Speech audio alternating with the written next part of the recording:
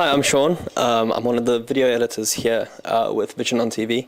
I was having a conversation with Seth over here, we decided that we would try and turn it into a show because it's actually turned out to be quite an interesting conversation. So we were talking about. You mentioned that you were a video producer. Yeah. That's been working in the industry for a number of years. Okay. And undisclosed number of units of time. And we were talking about your workflow, like how you sort of go out and how you sort of prepare for a shoot, what you sort of take with you, and how you prepare your interview questions. Well, what I take with me is my many years of experience working in this field. No, I'm basically lazy, so I wing it. I'm I guess what you call a sort of self-shooting producer director, which doesn't mean that I'm suicidal, although sometimes that is also true. It means that I shoot all my own material and I edit it myself. I mean, I sort of cut my teeth in documentary production and also doing features for news programmes.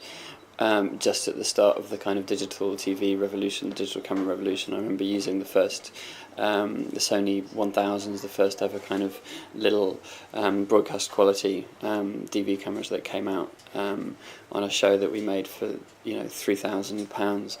A show which in those days was like 10% of the budget of the normal show. So, I was kind of, I learned very early on, how to do everything because that was what you had to do, and that was the way that it was going. You suddenly crews reduced from 8 to 1, and you had to be sound man, cameraman, editor, interviewer, producer, director, all in one. So that's kind of what I learned to do. And that's what I know, really.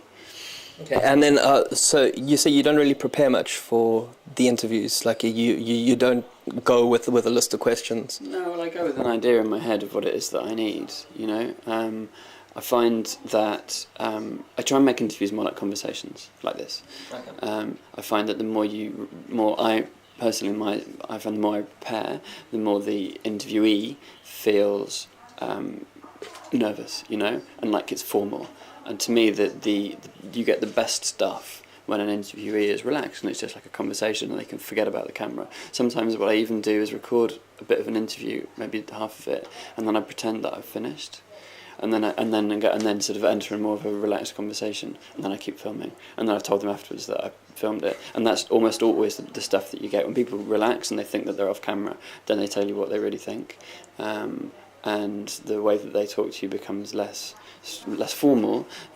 They stop thinking what it is that they think you want, and they just start being themselves. So that's why I prefer not to prepare, and I prefer just to try and make it as natural and organic as possible.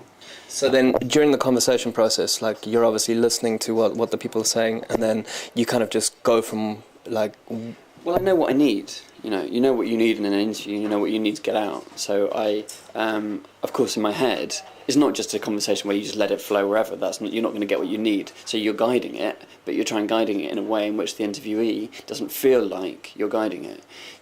So you're sort of helping them through, but not in a kind of. Not in a structured way. So yes, of course. I mean, in my head, I know what it is that I need to get.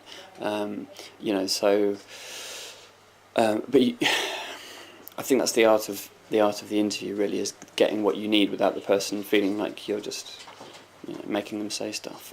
And how do you manage? It's obviously quite a skill to be able to have the camera rolling and make sure the shot's good, make sure the sound is good, and still focus on the interview at the same time. It's almost like you're being stretched over 3 different areas. Yeah.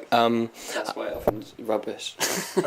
That's why often my shots go wandering and my interviews go wandering. Of course it's difficult, but as I say, it's what I sort of learnt to do. So set the shot up.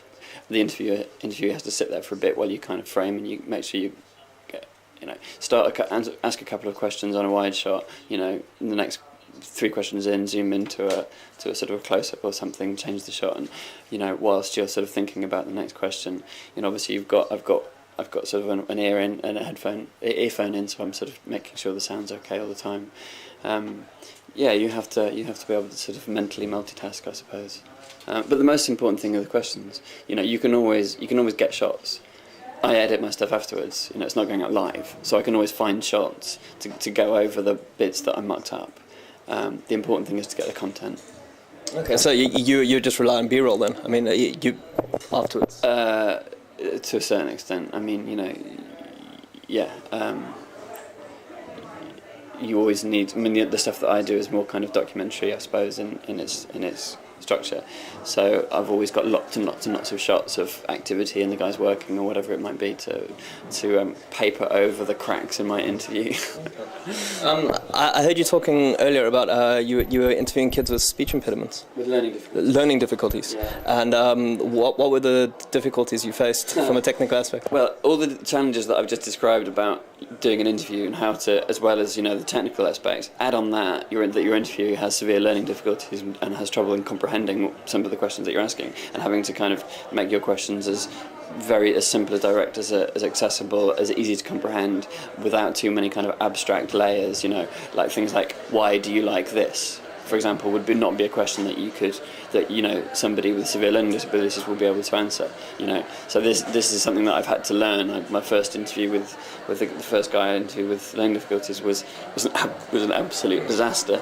You know, I was just kind of asking these kind of, you know, ethereal, abstract questions, and the guy was just looking at me going, I have no idea what you're talking about.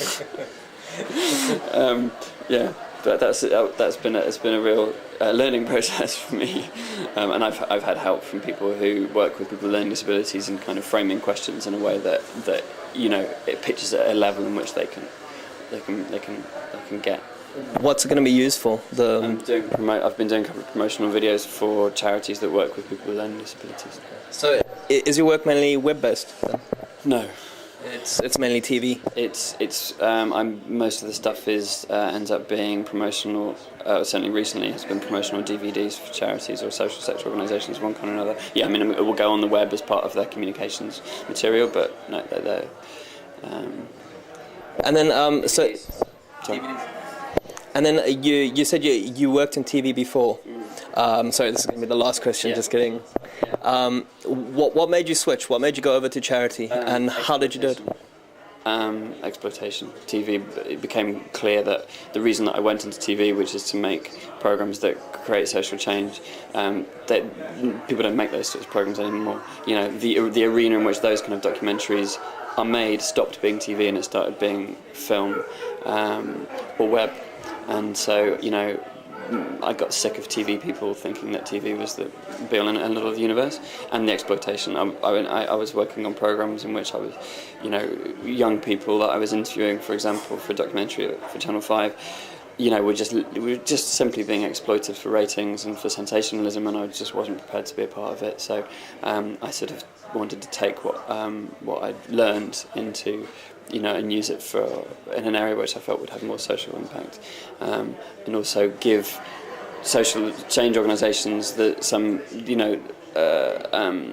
opportunity to have well-made, you know, good quality, affordable, you know, video materials that they can use for to sort of raise their profile and That's their good. impact. Thank you very much, sir. Thanks. Cheers. And we're done.